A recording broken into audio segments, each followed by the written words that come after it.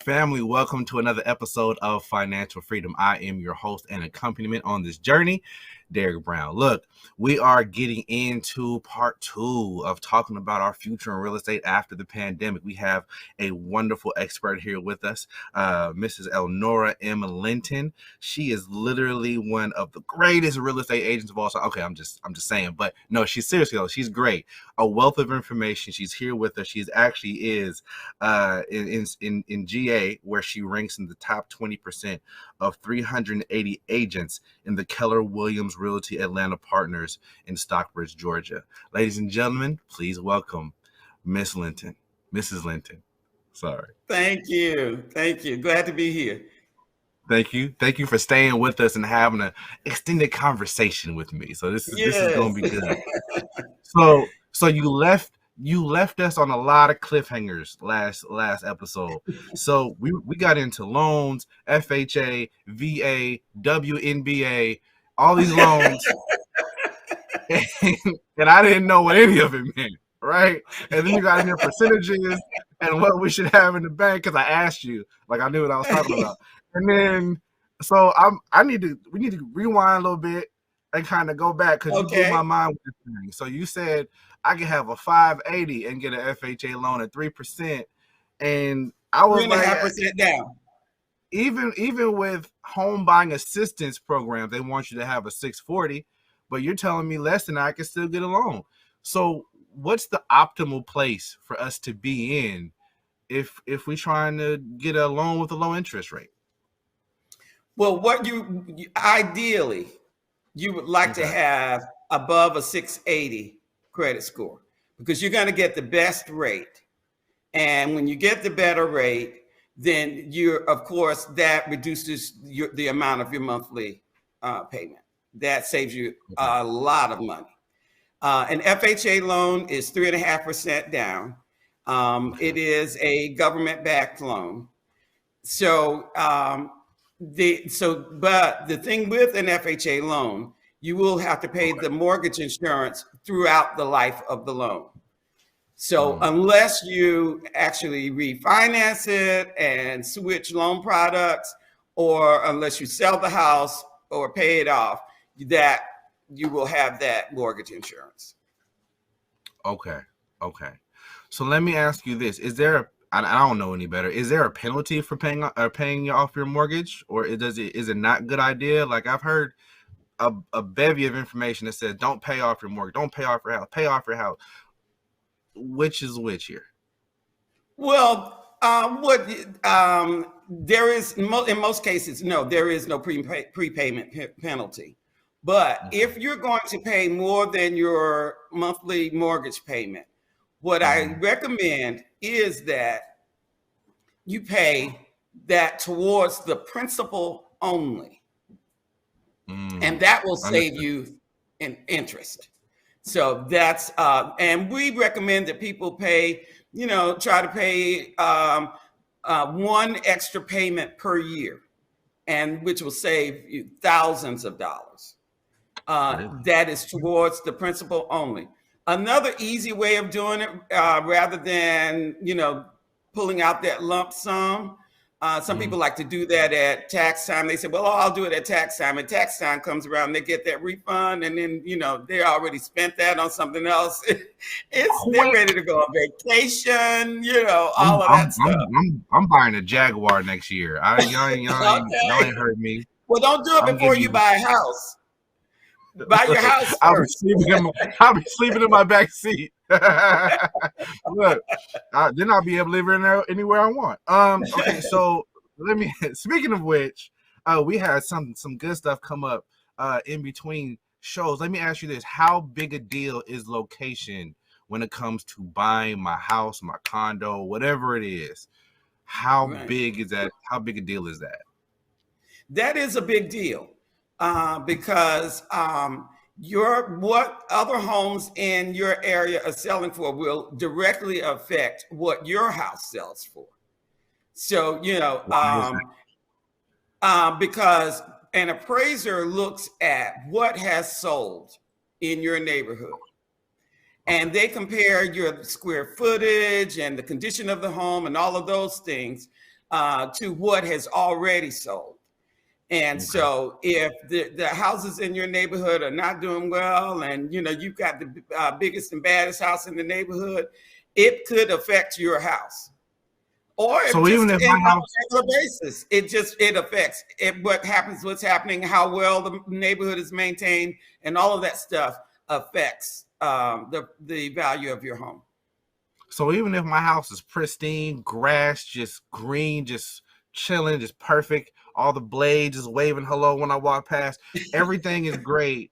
But if my neighborhood is bad, of the housing, I'm sorry, the housing in the neighborhood is bad, it's still going to affect my property values.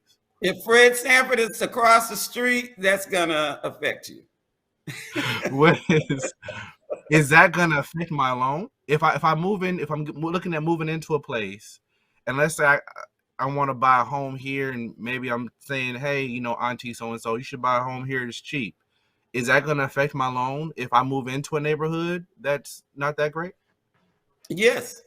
Well, because the amount that the bank is going to loan you is based on the amount that the house appraises for. They're not going Mhm. to loan you a penny more than what it appraises for. So yes, Got but you. when you get that appraisal, then your agent, if the home does not appraise, your agent will be able to, should be able to go Mhm. back to that seller's agent, that listing agent, and say, look, okay, this didn't appraise, and Mhm. you can contest it, or that seller may be willing to reduce the price to the appraised value. Or you may want to pay, a lot of people are doing it right now because of the way the market is, pay what is called the appraisal gap, the gap between what it appraised for and the sales price, the price that you're under contract for. Wow. Okay. So how do I know the house is, and you kind of mentioned this a little bit before, how do I know the house is appraised fairly? Well, your agent will be able to help you with that, but it's gonna, if it's in line with what's going on in the neighborhood, then you're fine. But if it's a big disparity, that's a red flag. So what's a And I'm big sure disparity? some of Without that is going going on. what's So a big disparity? if the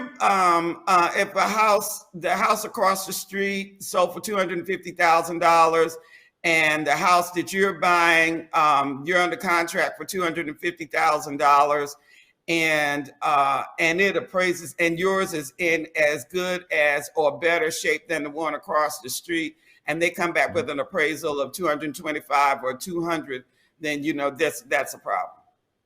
Yeah, that's a huge gap. Yeah, Yeah.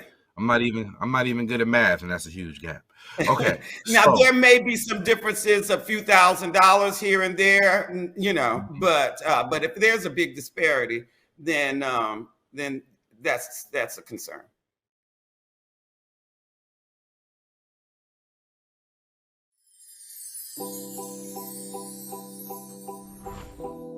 Looking at those areas of how you became who you became, and then looking at what were all the influxes that interfered with all of the stuff. We don't like to do that. That's too much work, Selena. Sometimes you have to take it in small pieces, in small fragments. You can't just run through it and say, okay, let's merrily do this work. It'll be fun. No, it's not fun work. It's painful. But we have to do it to get through it.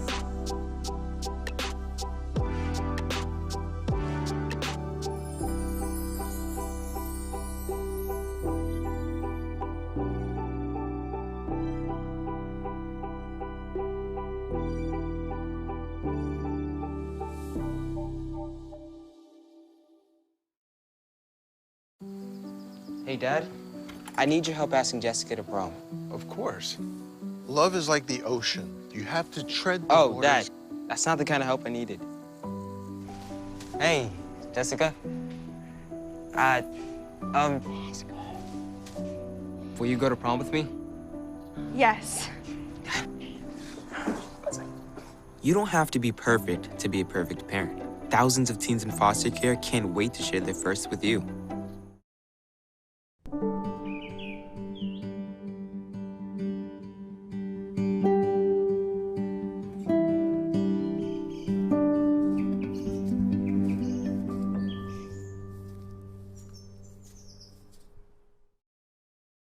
Let me ask you this. Like, so I'm in Atlanta right now.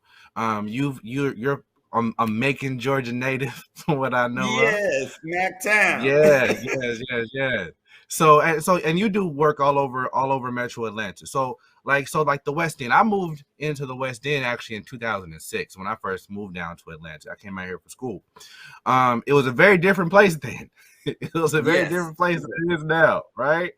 So, but I had people who actually bought houses in the area because they had forethought or knowledge that, you know, this area was going to improve before it got gentrified, right? What kind of pipelines of information do I need to tap into to know that kind of stuff? Because I remember before that place was built up the way it is now, I remember hearing people buying houses and I'm like, why are you buying houses in the West End? But they knew something I didn't. Where do I find that kind of information from? If I'm looking what people were doing at that time, they were, they were talking about the Beltline and talking about all of the things that they were going to do. So that comes from the city. So you've got to look at the area and look at what's going on, the city plans, what companies are planning to come to the area, and all of those kinds of things. And that's what they did. Okay. So I should be keeping my eye out for the papers, for the news I see online, for development, Absolutely. like big companies that may come here, big projects that may come to a certain neighborhood, and I should plan my purchase around those things. Well, you can, yes. Now, and especially if you're talking about investment properties, which is a totally different animal. But if you're looking to buy, do an owner occupy, you're buying a house to live in, you may or may not want to do that. You want to buy that where it's convenient for you and your family. So I know a lot of people are trying to do the whole Airbnb thing. They're doing they'll sublet their condo or their house or a room or stuff like that. You said that was a whole different animal as a rental property. What makes it such a different animal? Well, so you have rental properties and then you have Airbnb. So they're different. Yes. Okay. So you have rental properties where people are literally renting a house from someone or renting an apartment from someone. Airbnb, some people just buy property and it is Airbnb only. They have people in and out.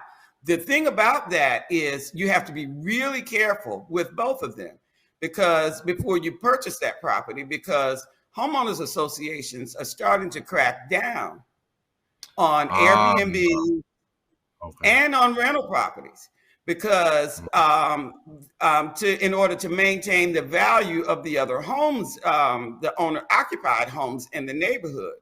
Because they don't want a bunch of people in and out of the neighborhood that don't really care about the neighborhood. And then, of course, people are renting Airbnbs and they're having big parties and that kind of thing. So a lot of HOAs are not allowing them. Some are not allowing them at all. Some of them are restricting them. So you have to be careful with that. So in your opinion, are HOAs a good thing or a bad thing? Well, it depends. You see this look on my face, right? So just like, yes. HOAs can be a good thing because it can stop your neighbor from painting their house bright purple or Pepto-Bismol pink, and bringing down your property value. It can stop them from, driving their cars on the front lawn, making sure that people maintain their properties, their lawns and such. So in that respect, yes. Some of them are kind of overreaching, Mm. and some it's just they're really really restrictive. So it's a crapshoot. Because I've heard horror stories, but I mean I guess Yeah, the ones that are yeah, really doing their job you don't hear about at all because they're doing their job, I guess. right, right. So you mentioned earlier, and I think we mentioned this earlier, the sales history of a house. If a house has been on the market for a while, and I think you mentioned something about this when it came to the neighborhood too. If the house has been on the market for a while and it hasn't sold, it looks like a decent house, but it just hasn't sold. Or if it's been on the house, and you mentioned some of these houses are on the house for weeks and you're getting multiple offers. On either ends Days. of that days, on either end of that spectrum, are there red flags? Well, if a house has been on the market for a considerable amount of time, particularly in this highly competitive market, there's an issue. And 9 times out of 10, it's overpriced. Ah, Yeah. And the seller wants a certain amount, and that's what they want. And they're willing to let it sit there for whatever reason and not reduce the price. Because most homes right now, if they're in decent shape, they're selling pretty quickly. So it sounds like the people who are contacting you have a target, like they have a target market that they want. And we talked about this before at the beginning of our last episode where you have to go back and watch it, people. At the beginning of our last episode about the things that people kind of forget to do before they come talk to you. When I come to my realtor, how do I define my target market? How do I look at myself and go, hey, this is what I need to be getting, or this is what I want to get? How do I do that? So what I'm going to do is ask you what it is that you want. I want to know what kind of house you want. You know, do you want land? Do you want something with a small backyard and those kinds of things? Do you want what things are just must-haves for you?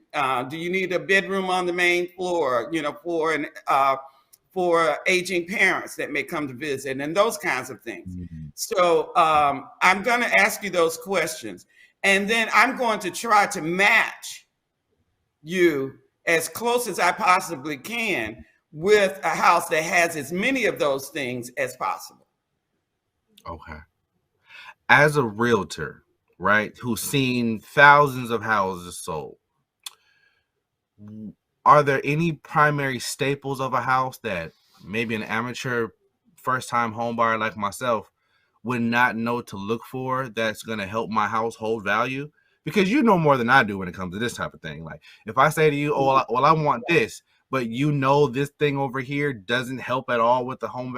Is there anything that people have asked for? And this may sound weird, but I figure why not? Are there anything that people have asked for that actually brings down the value of a house? Well, say for instance, if it's a 4-bedroom house and you convert it to a 3-bedroom house, that could affect the value. Okay. You know, when you get ready to sell it. But if that's what you need for your family, you know, then that's fine. But those things like that, and if you go and do something really crazy in the yard and those kinds of things, Okay. Yeah, crazy paint colors, you know, odd things. Let me ask you this, and this is one thing I was kind of surprised about when I was reading for this a little bit. Do they still use lead in paint? No. That not in the state of Georgia. Now there are some homes that in Georgia that still may have them that were built before 1978. Okay. There are some, but most of the time you're not going to find any. But now anything that was built after 1978, because it was banned. Thank you. Because I was looking at that. I was reading about asbestos, and I was looking at lead and paint. I'm like, people still use that, but it was still a question that people thought it was relevant to ask. Right. So now that we've discussed that, so if we decrease the amount of bedrooms or the overall space in the house for whatever reason, that could decrease the property value. So Right. when Because it it's comes all in to what the next person wants, you know. got you. So when it comes to the property itself, what are some of the costs that the potential buyers are going to have to absorb to maintain that property that we don't think about, people like me don't think about when they're looking for a house? Right, right. So you're going to need you're not required to get an inspection, but I highly recommend that everyone get a home inspection before you buy a property. Okay. And you will have to, if you are getting a loan, you are required to get an appraisal. That home inspection is going to cost you anywhere from, I'd say, from about maybe 300 to about 475, depending. They base it on the square footage of the house, so it all depends on the size of the house. Okay. Your appraisal is going to cost you probably between 400 and 500. Okay. And those are upfront. Those are your upfront fees. And then, of course, at closing, then your down payment and your closing costs. Okay. And then you've got, prepaids with on insurance and things of that nature. So your homeowner's insurance. Now, your homeowner's insurance and your taxes, that is held in escrow, and then you have to pay that. You pay, that's part of your monthly payment.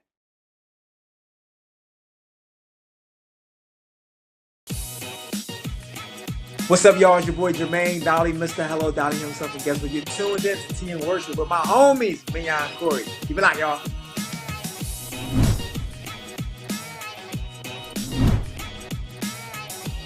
Hey, y'all, it's Candy West, and you're watching Tea and Worship with Mignon and Corey.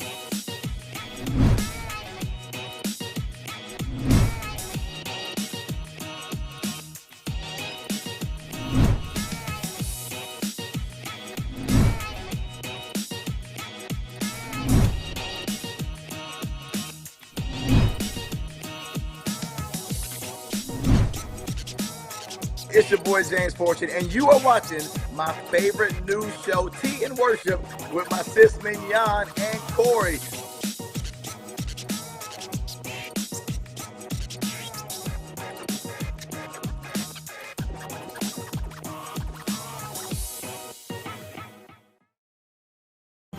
Meet the Scan, a simple procedure whose mission is to detect lung cancer early.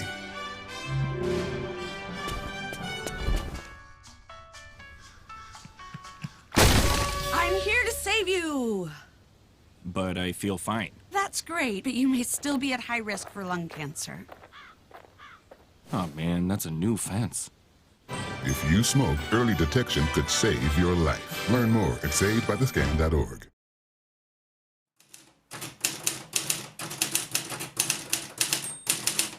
Have you seen more people now trying to do wills and estate planning now that we've gone through, are still going through the COVID-19 phase of our lives? I've seen a lot more people trying to do that, to have wills, to have healthcare directives, to even to the point of having living trust. For example, a will goes through probate, so it's public knowledge. But trusts are not public knowledge, so families are really starting to take a hard look at what if I'm incapacitated.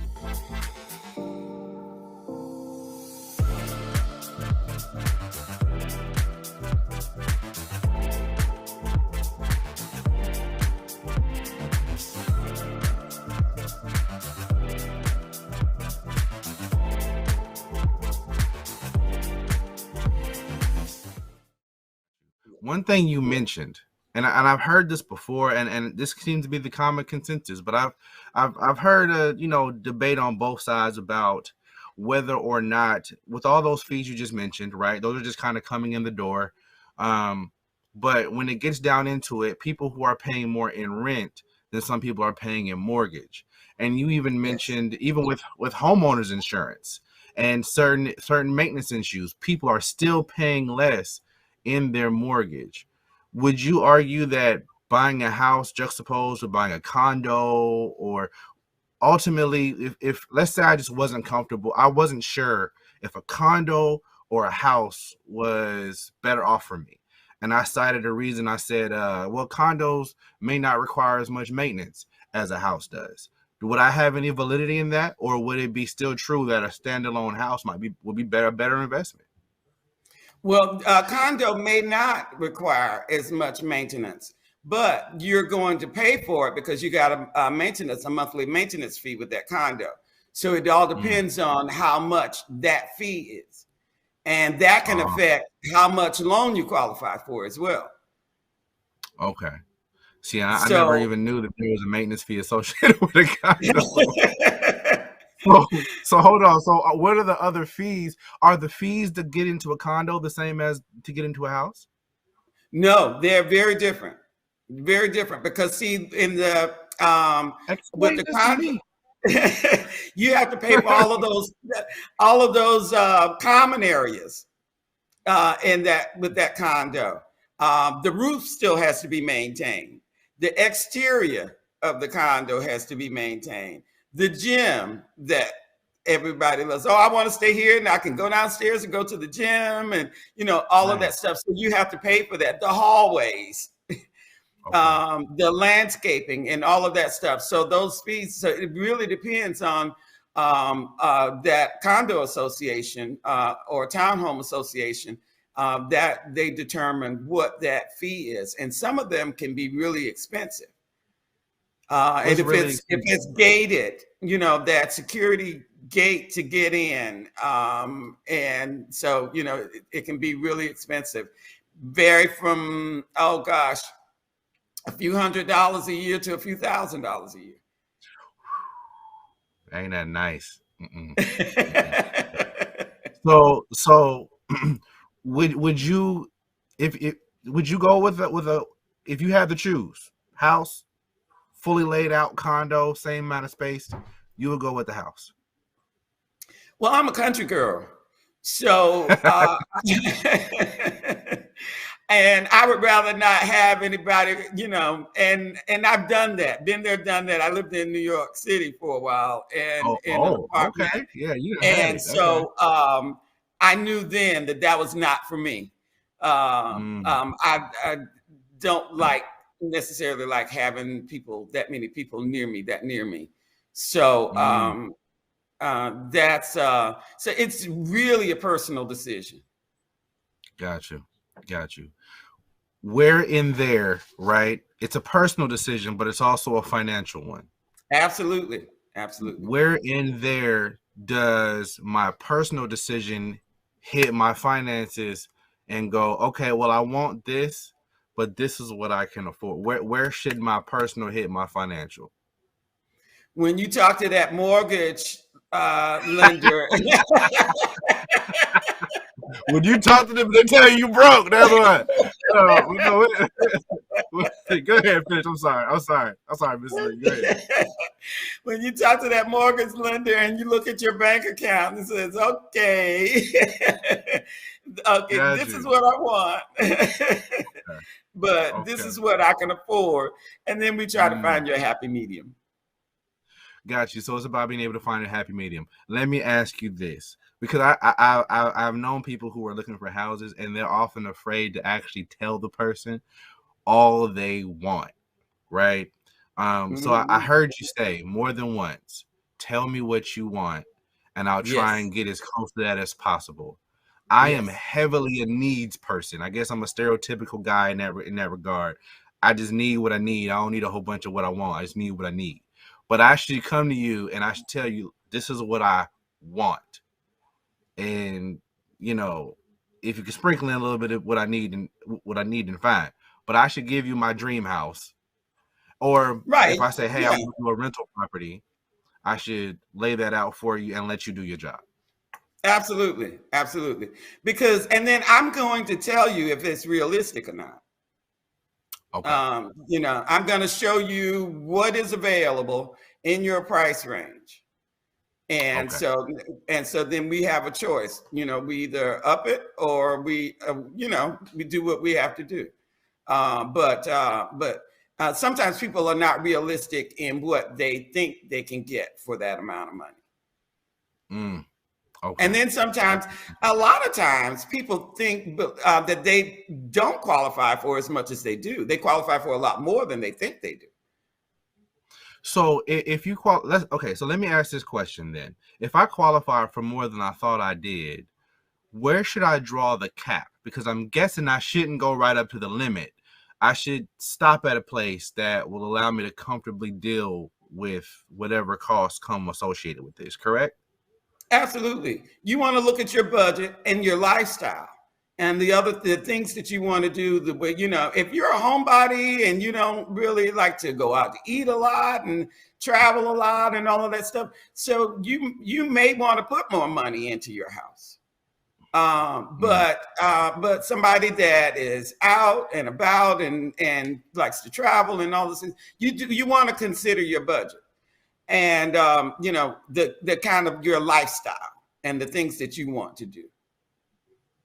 Okay. And make sure that your mortgage, you leave room for not only the things that you want to do, but then those maintenance issues that are bound to happen.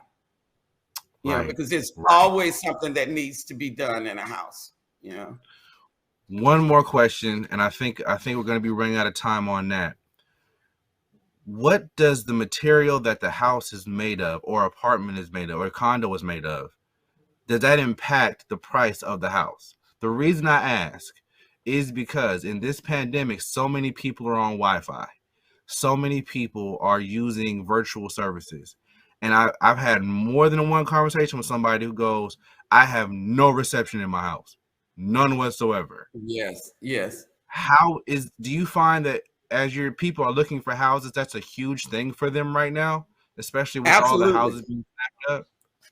Absolutely. And fortunately, a lot of the newer homes are not having that problem. But then you've got some areas, particularly in some of the suburbs and the communities, they just haven't, in the smaller suburbs, they don't have it yet. And so there is an issue. So that is something that before we sign on that dotted line, that's something that needs to be investigated. Okay, got you.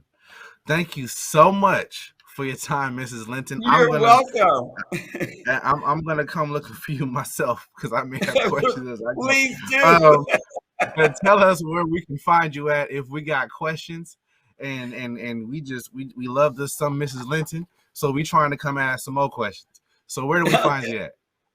You can find me at elnora.godurhamteam.com, and my number, I don't mind giving you my number. You can reach me at 404-861-2629.